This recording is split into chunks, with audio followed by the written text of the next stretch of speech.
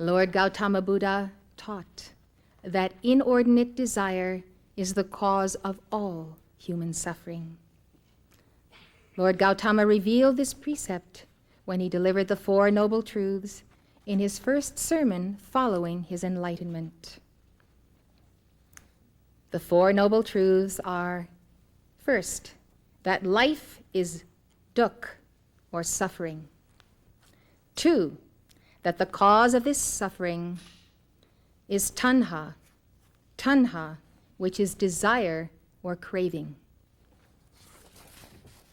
3, that suffering will cease when the craving that causes it is forsaken and overcome. We must forsake it, then we must wage war against it and overcome it, lest it overcome us. He taught that liberation through the cessation of suffering leads to nirvana, which means literally extinction or blowing out, the blowing out of the not-self. The fourth noble truth is that the way to liberation is through living the noble Eightfold Path, or the middle path.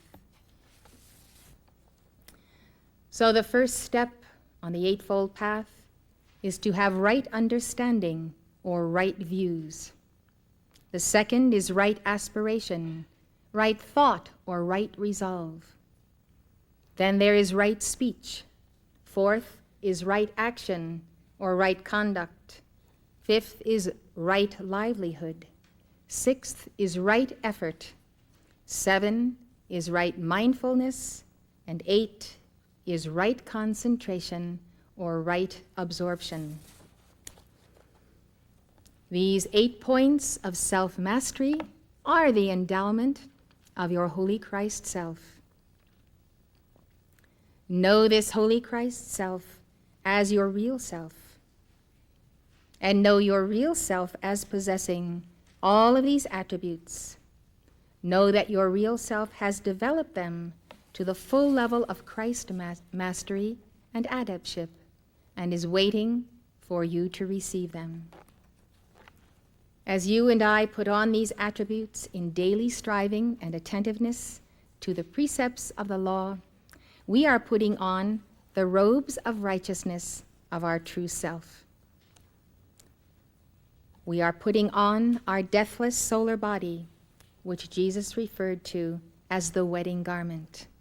We weave this wedding garment by the practice of these 8 right attitudes. Your soul is preparing herself to be the bride of the bridegroom. The bridegroom, in Christian terms, is Jesus Christ. Jesus is one with your Holy Christ self, the middle figure in the chart, who is the child of the Tao. These 8 points of the law fulfill the 7 rays of the 7 chakras and the 8th ray and chakra, which is the secret chamber of the heart.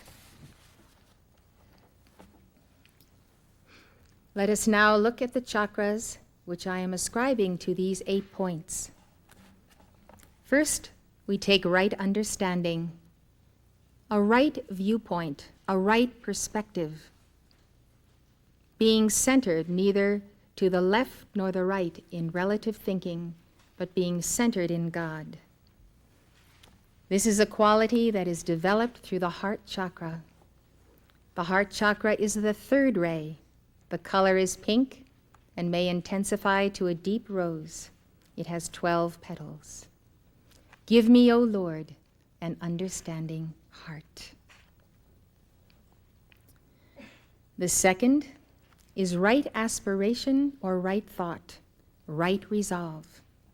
This is a right attitude that must be had by the soul if the soul is to return to the Christ self and to the I am presence.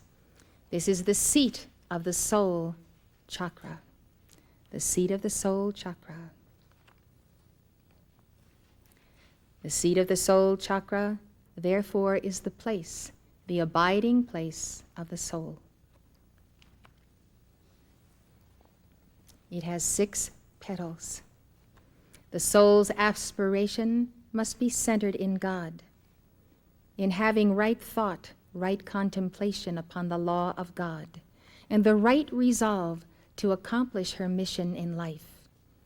This resolution is the use of desire constructively, setting one's desire, setting one's sail, and moving in that direction consistently day after day after day. This is the seventh ray. It is the seventh ray, which is the violet ray. It is a violet pink as well as a purple, having many shades.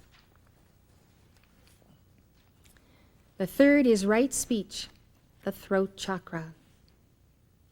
The action of right speech is therefore the right qualification of this ray of power, which is the ray of the will of God. The throat chakra has 16 petals. The color is blue, and with right speech, we therefore affirm right desire. The fourth is right action or right conduct. It is the base of the spine chakra. It is the white ray, and the chakra has 4 petals. Action and right conduct are the physical outpicturing of all that we contain in our heart, in our mind, in our soul, in our desires, in our being. And so the base of the spine chakra is a physical chakra.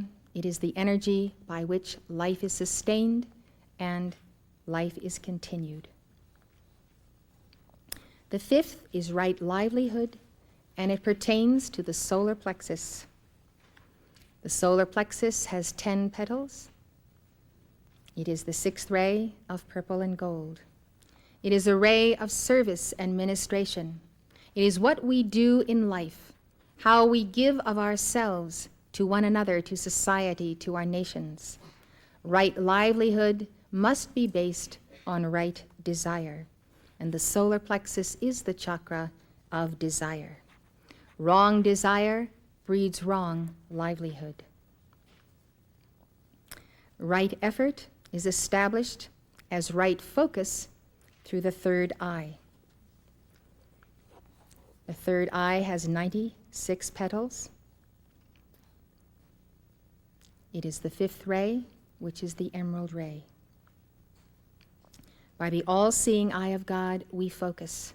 And as we focus on what our effort will be each day, what is the direction of our serving and our striving, we must have purity of desire in the inner eye. We must not lust after another, be jealous of another, want what someone else has. Right effort is based upon a direct relationship with God. 7 is right mindfulness. It is the attribute of the 1,000-petal lotus of the crown chakra. It is the 2nd ray, and it is yellow. Right mindfulness is always moving to establish oneself in the mind of God that was in Christ Jesus, that was in Gautama Buddha, and all those who have attained that oneness. Right mindfulness is the captain of one's ship. The crown must be opened, because when one has illumination and then full enlightenment, one can direct all of the courses of the 7 rays. The 8th is right concentration or right absorption. This is the secret chamber of the heart. It is an antechamber of the heart chakra. This 8-petal chakra is the place of the threefold flame. It is the place where you meet the Master, the Guru, the Lord Buddha, in the secret chamber of the heart.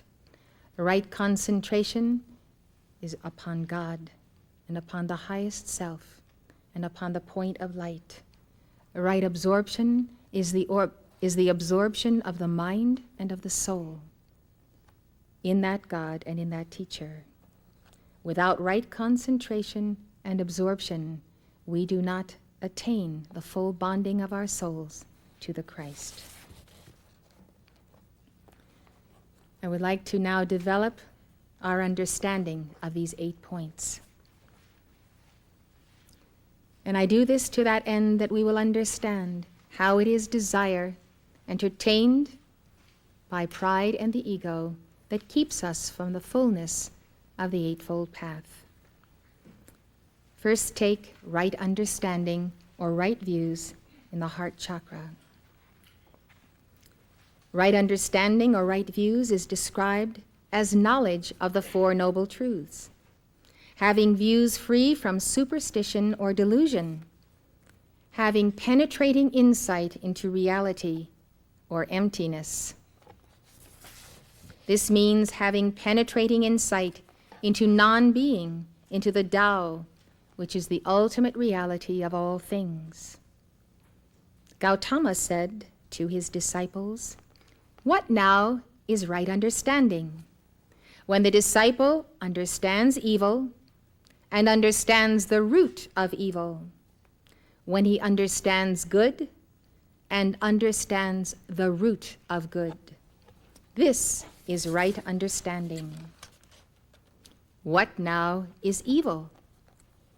Killing is evil, stealing is evil, unlawful sexual intercourse is evil, lying is evil, slandering is evil, using harsh language is evil, vain talk is evil, covetousness is evil, cruelty is evil, wrong views are evil. And what is the root of evil? Greed is the root of evil. Anger is the root of evil. Delusion is the root of evil. Greed, anger, and delusion are the roots of evil. And what is the root of good? Freedom from greed, freedom from anger, freedom from delusion is the root of good. When we think about these conditions of consciousness, greed and anger, we can objectively see them and determine whether they are in us or not. But when it comes to delusion, we are self-deluded by our own desires, by our own pride and ego. We are so much a part of the ego and the pride and the desires that we do not know we are in a state of delusion until increment by increment we catch a higher insight and we observe ourselves mounting an inner spiral staircase, if you will, to a point of enlightenment that, if we are observant, we recognize we did not have yesterday. And if we are wise, we will write down the experience and the insight and anchor into it and take another step. Freedom from self-delusion is a great necessity on the path.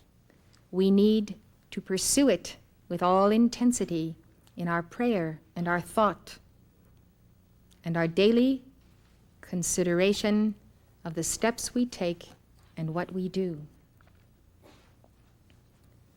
When the disciple understands suffering, says Gautama, and the cause of suffering, that is, desire as the cause of suffering, when he understands the cessation of suffering and the path that leads to the cessation of suffering, which is the Eightfold Path, this is right understanding. You begin to see what it takes to perfect the 12 petals of the heart chakra. It is the perfecting of love, because only by love, love for God, love for the master, love for the teacher, love for the flame in one's heart, gratitude for the opportunity of being, gratitude for this body, whereby we may work through our karma and our desires. In all of these things, we find the perfecting of the heart. The perfecting of the heart with its 12 petals requires us to seek mastery under the 12 hierarchies of the sun and the 12 lines of the cosmic clock. So Gautama Buddha says to his disciples, when a monk sees that form, feeling, perception, tendencies, and consciousness are transient, in that case, he has right understanding. Form, feeling, and perception are transient. Our forms change every day, our feelings move up and down and flee from us, and our perceptions somehow are changing almost as though we were looking through a kaleidoscope. Gautama Buddha says, "But should anyone say, 'I am not willing to lead the disciple's life under the perfect one, unless the perfect one first tells me whether the world is eternal or temporal, whether the world is finite or infinite, whether the personality is identical with the body, or whether the personality is one thing and the body another, whether the perfect one continues to exist after death or does not continue to exist after death, such an one would die ere the perfect one could tell him all this. It is as if a man were pierced through by a poisoned arrow, and his friends, companions, and near relatives called in a surgeon, and he should say, 'I will not have this arrow pulled out until I know who the man is that has wounded me, what is his name, to what family he belongs, whether he is tall or short, of medium height, whether he is of the royal caste or the priest's caste, a citizen or a servant.' Verily, brothers, such an one would die ere he could sufficiently get to know all this." Gautama Buddha is often referred to as the doctor or the physician. He says, "Oh, that the man who seeks his own welfare might pull out this arrow of lamentation, of pain, and of sorrow. For whether these theories exist or not, the world is eternal, the world is temporal, the world is finite, the world is infinite. Certainly there is birth, there is decay, there is death, sorrow, lamentation, suffering, grief, and despair, the cessation of which, attainable even in this present life, I make known unto you." And so both Jesus and Gautama shunned the human questionings of the human intellect and sought to raise the soul to pursue the aspiration of oneness with the mind of God, whereby all things can be known. Jesus taught that understanding is of the heart. He spoke to the multitudes in parables because he said, "Seeing they see not, and hearing they hear not, neither do they understand." May you also teach by the parables of Gautama and Jesus, and know that by these stories that are told by the masters, based on eternal truths, many will understand the Eightfold Path. Jesus said, "For this people's heart is waxed gross, and their ears are dull of hearing, and their eyes have closed, lest at any time they should see with their eyes, and hear with their ears, and should understand with their heart, and should be converted, and I should heal them." This is an interesting teaching because Jesus is saying that God has allowed these people's hearts to wax gross, and their ears to be dull, and their eyes to be closed by their own karma, because God is not ready to convert them. God is not ready to bring them to the eternal truths until they themselves desire those truths more than their grossness and their dullness and their absence of spiritual vision. Proverbs says, "The heart of the prudent getteth knowledge, and the ear of the wise seeketh knowledge. Wisdom is the principal thing. Therefore, with all thy getting, get wisdom. And with all thy getting, get understanding." When the Lord asked Solomon what he would have, Solomon asked for right understanding. "Give therefore thy servant an understanding heart to judge thy people, that I may discern between good and bad. For who is able to judge this so great a people? Who indeed? We may ask the same question today. By what standard can we measure ourselves or anyone else? By the standard of the law that God has written in our inward parts, even in the secret chamber of the heart. Lao Tzu says in the Tao Te Ching, to understand others is to have knowledge. To understand oneself is to be illumined. To conquer others needs strength. To conquer oneself is harder still. Right understanding doesn't come from books. Lao Tzu says, true wisdom is different from much learning. Much learning means little wisdom. It is true, when you are so filled with learning and book knowledge, you are truly filled, and there is no room for wisdom. Thomas à Kempis writes in his great classic of Christian literature, The Imitation of Christ, a humble knowledge of ourselves is a surer way to God than is the search for depth of learning. Well-ordered learning is not to be belittled, for it is good and comes from God. But a clean conscience and a virtuous life are much better and more to be desired. Next, we take up point 2 of the Eightfold Path. Right aspiration, right thought, or right resolve, which must be established in the soul as she is seated in the seat of the soul chakra. Right aspiration is also called right intent or right aims. You might say right goals. Right aspiration includes benevolence, aversion to injuring others, and thoughts free from desire, selfishness, ill will, and cruelty.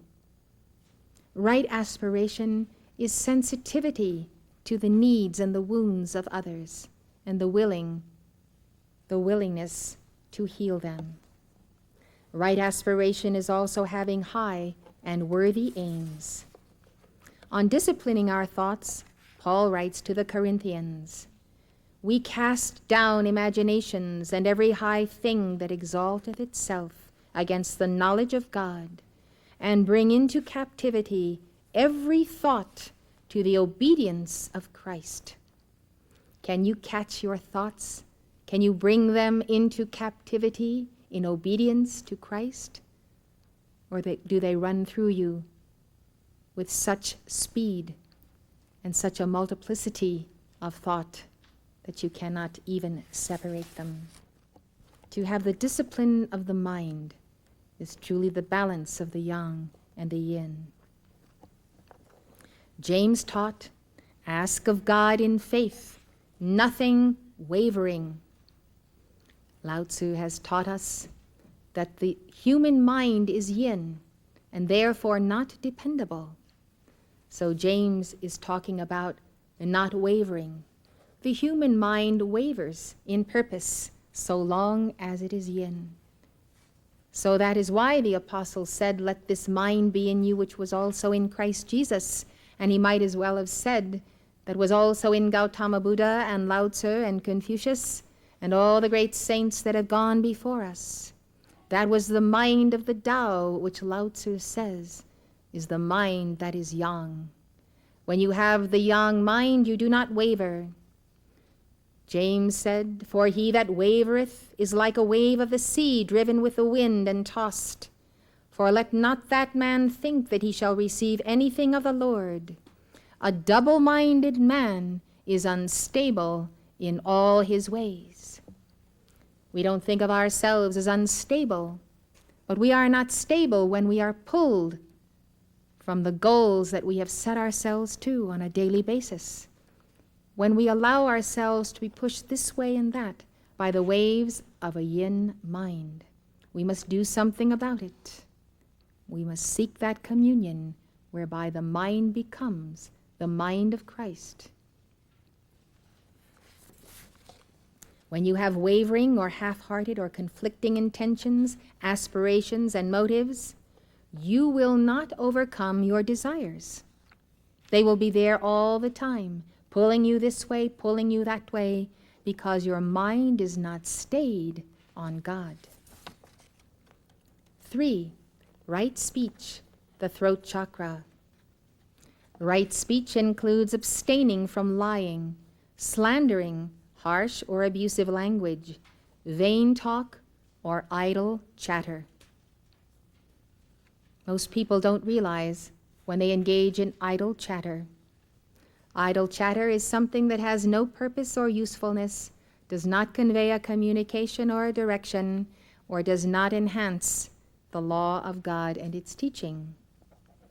People tend to think that chatter and vain talk is all right, and they may point to another but excuse themselves. The sin of this is the wasting of the precious life force as well as time. Right speech is speech that is kindly, open, and truthful. Gautama said to his disciples, "What, brothers, is right speech? A man has overcome lying, and he abstains from telling falsehood. He speaks the truth. He is devoted to the truth. He adheres to the truth. He is worthy of confidence, is not a deceiver of men. Coming now amongst people or amongst relatives or into a meeting or being brought before a judge and asked to give testimony. Come, good man, tell what thou knowest. He answers if he knows nothing, I know nothing. And if he knows, he answers, I know. If he has seen nothing, he answers, I have seen nothing. And if he has seen, he answers, I have seen. Thus he never knowingly speaks a lie, neither for the sake of his own advantage, nor for the sake of another person's advantage, nor for the sake of any advantage whatsoever. He has overcome slandering. He abstains from abuse. What he has heard here, he does not repeat there, so as to cause dissension there. And what he has heard there, he does not repeat here, so as to cause dissension here. Thus he brings together those that are at variance, establishes those that are united. He delights in concord. It is concord that he spreads by his words. He has given up harsh language. He speaks words that are free from rudeness, soothing to the ear, loving, going to the heart, courteous, rejoicing many, elevating many. He has overcome vain talk. He speaks at the right time, speaks in accordance with facts, speaks to the point. He speaks about the Dharma, the law and the teaching, and the discipline of the order. His speech is of real value and agrees with its object. He bears in mind the injunction which says, in meeting one another, brothers, there are two things that ought to be adhered to, either conversation about the truth or holy silence. This, brothers, is right speech. I truly believe that the misuse of the throat chakra and the violation of right speech is something that all of us can get into very easily. It is so easy to make karma by the power of speech. It is good to have a fast of silence just to spare oneself the making of karma. Jesus taught, every idle word that men shall speak, they shall give account thereof in the day of judgment. For by thy words thou shalt be justified, and by thy words thou shalt be condemned. The word condemned here means judged. And who are we judged by? We are always judged by the Holy Christ self, our real self and teacher. In his epistle, James gives this instruction on right speech to the early Christians. Let every man be swift to hear, slow to speak, slow to wrath. Think before you speak. Think before you allow your anger to be unleashed. If any man among you seem to be religious and bridleth not his tongue, but deceiveth his own heart, this man's religion is vain. If any man offend not in word, the same is a perfect man, and able also to bridle the whole body. Behold, we put bits in the horses' mouths that they may obey us, and we turn about their whole body. Even so the tongue is a little member, and boasteth great things. Behold, how great a matter a little fire kindleth, and the tongue is a fire, a world of iniquity. So is the tongue among our members, that it defileth the whole body, and setteth on fire the course of nature. And it is set on fire of hell itself. For every kind of beasts, and of birds, and of serpents, and of things in the sea is tamed, and hath been tamed of mankind. But the tongue can no man tame. It is an unruly evil, full of deadly poison. Out of the same mouth proceedeth blessing and cursing. My brethren, these things ought not to be.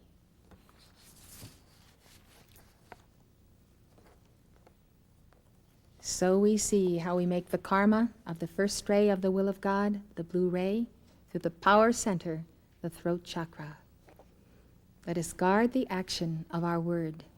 Let us observe our speech and speech patterns. Let us observe the vibrations of our speech. And let us master this chakra and this ray. Number 4, right action or right conduct. This is the base of the spine chakra. Right action or right conduct is abstention from killing, stealing, and unlawful sexual intercourse. It is conduct that is peaceful, honest, and pure. Gautama taught, "What now, brothers, is right action? A man has given up killing. Without stick or sword, compassionate, full of sympathy, he cherishes kindness and pity for all living beings. He has given up stealing. He takes what is given him, what another person possesses, of goods and chattels in the village or in the wood, that if not given, he does not take away with thievish intent. Unlawful sexual intercourse he has given up. He has no intercourse with maidens who are under the protection of father, mother, elders, brother, sister, or relatives, nor with married women, nor with flower-decked dancing girls. This, brothers, is right action." Jesus taught that right behavior does not just mean obeying rules and regulations. It is also paying attention to what he calls the weightier matters of the law. The weightier matters of the law. And the weightier matters of the law have to do with the sacred fire that rises from the base of the spine chakra. This chakra is the white ray and the white flame of the Divine Mother. And so out of the law of the base of the spine chakra is all of the issues of life. Jesus rebuked the scribes and Pharisees. "Woe unto you, scribes and Pharisees, hypocrites, for ye pay tithe of mint and anise and cumin, and have omitted the weightier matters of the law, judgment, mercy, and faith. These ought ye to have done, and not to leave the other undone." Point 5 is right livelihood, the solar plexus chakra. Right livelihood is also called right pursuits. It is living honorably by a profession which does not harm any living thing, and not choosing an occupation that is not conducive to spiritual progress. Think about your occupation. Does it take you down in vibration every day of your life? Does it pull against the natural upward rising flame within you? Is your occupation something that helps others? Right livelihood needs to be considered by all of us. Gautama taught that 5 trades should be avoided: trading in arms, trading in living beings, trading in meat, trading in liquor, and trading in poison. H. Wolfgang Schumann writes, "Gautama's statements about the proper conduct in professional life are remarkable. He considers that excessive poverty causes theft, violence, and murder. He explains to a man nicknamed Long Knee that 4 things are conducive to worldly well-being: professional proficiency, mastering a trade, and developing a sense of pride in that trade, a pride that is efficient and works with excellence. Protection of property against loss. If you don't protect your property, then you invite others to sin, to take from you that property. Good company. Let your company be with those who are also striving in the same direction. And a standard of living in accordance with the size of one's income. Live within one's means. It doesn't sound like Lord Gautama would have approved of credit cards.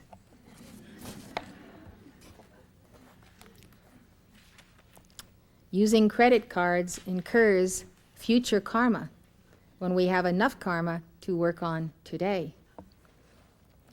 When budgeting, says Schumann, Gautama advises that 1/4 be used for sustenance, half for business transactions, and the last quarter for savings. Jesus said, "No man can serve 2 masters, for either he will hate the one and love the other, or else he will hold to the one and despise the other. Ye cannot serve God and mammon." Mammon in Scripture is defined as material wealth or possessions, especially when they have a debasing influence upon you. 6, right effort, the 3rd eye chakra. Right effort entails right exertion in self-training and self-control. Right effort is following what are called the 4 right efforts. The 4 right efforts are wonderful. You should write them down. We must make an effort to end existing evil. We must make an effort to prevent new evil. We must make an effort to cause new virtue. We must make an effort to increase existing virtue. Houston Smith writes, "The Buddha laid tremendous stress on the will." The will. Contemplate your own individual will right now. Locate it in your body, in your mind. Do you feel it at the point of your forehead? Do you feel it in your heart? Do you feel it in the determination of the posture of your body? Will. Will is what your life consists of. What do you will, and what will you do? Those who follow the way, said Buddha, might well follow the example of an ox that marches through the deep mire, carrying a heavy load. He is tired, but his steady gaze, looking forward, will never relax until he comes out of the mire, and it is only then that he takes a respite. So we shall go to the ox and perfect our will. O monks, remember that passion and sin are more than the filthy mire, and that you can escape misery only by earnestly and steadily thinking of the way and the goal of the way, which is to get through the mire. So don't get mired in the mire. A low level of volition, says Smith, a mere wish not accompanied by effort or action to obtain it, simply will not do. In discussing right effort, the Buddha gave some afterthoughts about timing. He said inexperienced climbers out to conquer their first major peak are often impatient with the seemingly absurd saunter at which their veteran guide sets out. But before the day is over, his staying pace is vindicated. The Buddha had more confidence in the steady pull than in the quick spurt. Smith says, stretched too taut, a string will snap. An airplane that ascends too sharply will crash. In China, the author of the Tao Te Ching made the point with a different image. He said, He who takes the longest strides does not walk the farthest. Someone said to Jesus, "Lord, are there few that be saved?" And he said, strive to enter in. You won't just simply saunter through the gate. You're going to have to strive to enter in. And you're going to have to enter in at only one gate, and that gate is the straight gate. For many, I say unto you, will seek to enter in, and shall not be able. Paul wrote, "Brethren, I count not myself to have apprehended, but this one thing I do, forgetting those things which are behind, and reaching forth unto those things which are before, I press toward the mark for the prize of the high calling of God in Jesus Christ." He pressed toward the mark, and he pressed daily, and he pushed back the opposition to his preaching everywhere he went. He didn't just preach to the good people. He preached to those who were the worldly and the mundane, and he would not stop because he was empowered by the Word, and the Word was greater than he was, and that Word impelled him to continue to press toward the mark of union with his Lord. This then is accomplished through the singleness of the third eye and the singleness of effort, goal fitting, and attaining the goal itself. The seventh, right mindfulness, the crown chakra. Right mindfulness is also called right awareness, right attentiveness. It is having an active, watchful mind, an alert mind that tends to details and masters them. Schumann says right mindfulness is mindfulness of the body, sensations, mind, and mental objects, awareness, spherical awareness of yourself and your world and what is going on this planet at all planes of consciousness. Right mindfulness is stilling the mind, using it as an antenna to tune in to circumstances and conditions you then pray about that may be happening anywhere in the world. Right mindfulness is a cure for states of agitation. Agitation, the unsettling of the mind. A person who, in a fit of rage, becomes conscious of his outburst is already on his way to inner balance. When you observe yourself and detach yourself from your actions, then you can depersonalize them and therefore correct them. This is not a process of not taking responsibility. It is a process of objectivity.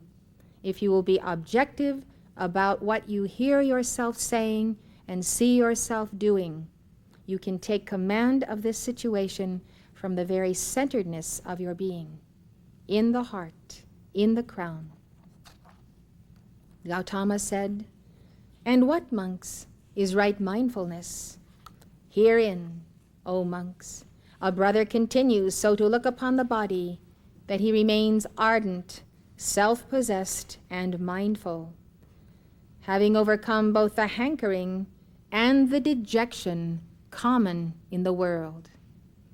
The dejection of the spirit burdened by the weight of the world, the hankering of the spirit after those things that are not lawful. And in the same way as to feelings, thoughts, and ideas, he so looks upon each that he remains ardent, self-possessed, and mindful, having overcome the hankering and the dejection that is common in the world. This is what is called right mindfulness." Houston Smith writes, "No teacher has credited the mind with more influence over life than Gautama Buddha." He says the best loved of all Buddhist texts, the Dhammapada, opens with the words, "All that we are is the result of what we have thought." All that we are today is the result of what we have thought.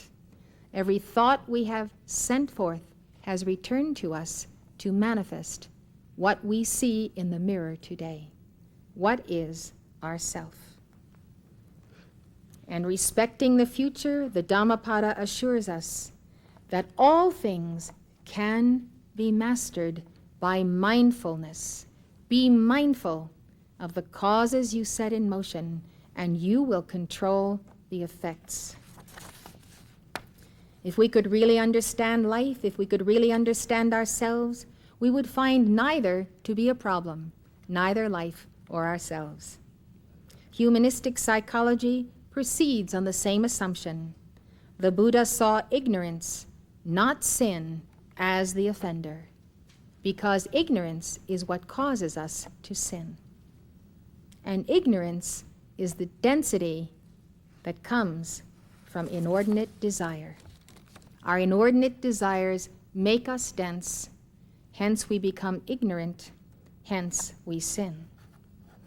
More precisely, insofar as sin is our fault, it is prompted by a more fundamental ignorance, most specifically, the ignorance of our true nature. Our true nature is truly revealed in this magnificent chart of your divine self. Your true nature begins with the great Tao, who spoke to Moses as the I am that I am, that great causal body of spheres within spheres. Your true nature is the descent out of the Tao of the child of the One, that only begotten Son of God that is, your true image and likeness, your real self. Your true nature is the seed of Buddha and the seed of Christ that God has placed in your body temple here below. Your true nature is the threefold flame, the divine spark that God has ignited on the altar of your heart in that secret chamber. It is wonderful to know that the Apostle Paul knew who was the inner man of the heart, the inward man. He knew that point of the inner man as the Christ. Gautama taught that we all have a divine nature within. It is our potential for Buddhahood. If the potential is there, and we know that only God could give us the potential, then our God is there also. Therefore, how can we fail? Smith says, to gradually overcome this ignorance, the Buddha counsels such continuous self-examination. He thought it necessary because he believed that freedom, liberation from unconscious, robot-like existence, is achieved by self-awareness. The goal is to know yourself as well as others know you, to see yourself as others see you. This is the objective view that I counsel you to strive for. The aspirant is to keep the mind in control of the senses and impulses rather than being driven by them. Keep the mind in control of the senses and the impulses, not the other way around. In the Bhagavad Gita, Krishna tells Arjuna, when thy intellect shall pass beyond the tangle of bewilderment, then wilt thou reach indifference about what is to be heard or has been heard. Paul wrote, let that mind be in you, which was also in Christ Jesus. All you have to do is empty the mental body, the lower mental body, and let the mind of Christ descend into the vacuum. 8. Right concentration or right absorption, the secret chamber of the heart. Right concentration is also called right contemplation, right meditation, or right rapture. Right concentration is earnest contemplation on the deep mysteries of life. It is mental tranquility and the absence of distraction. Who controls distractions? You control distractions. In order to achieve right concentration, the 5 mental hindrances or obstacles must be inhibited. Write down these 5 mental hindrances. Sangarakshita writes, in the expressive simile of the Pali texts, trying to meditate while the mind is disturbed by the hindrances is like expecting to see the reflection of one's face in water wherein various colors have been mixed, or in boiling water, or in water covered by aquatic plants, or in water whipped up into waves by the wind, or in water that is turbid and muddy. Therefore say the scriptures, he casts away lust. He dwells with a heart free from lust.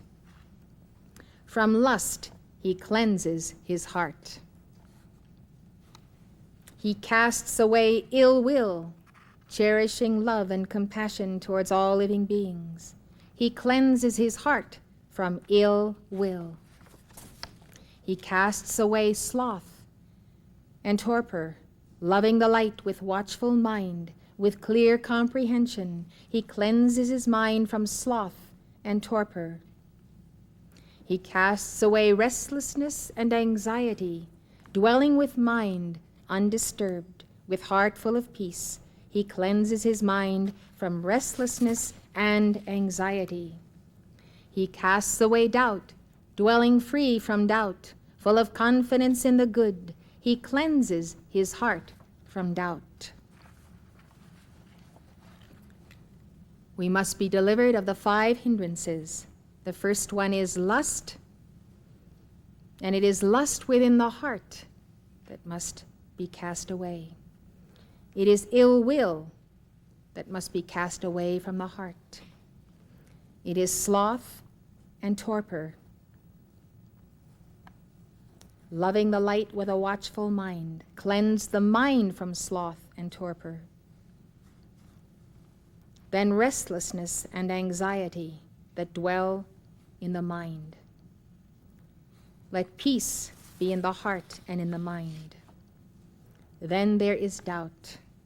Some people doubt everything, whether life will work out for them, whether anything in the next moment or the next hour is going to happen or not happen. Doubt is such a deadly hindrance. Jesus taught the light of the body is the eye. He was speaking of the third eye. What you allow yourself to see and visualize in the third eye is what you become. If therefore thine eye be single, thy whole body shall be full of light. By right attention, right focus, right effort, the point of the third eye literally drinks in the limitless energy of the cosmos. Remember the words of Lao Tzu on the topic of right concentration. Block the passages, shut the doors, let all sharpness be blunted, all tangles be untied, all glare be tempered, all dust be smoothed. This is called the mysterious leveling. Reach the pole of emptiness, abide in genuine quietude.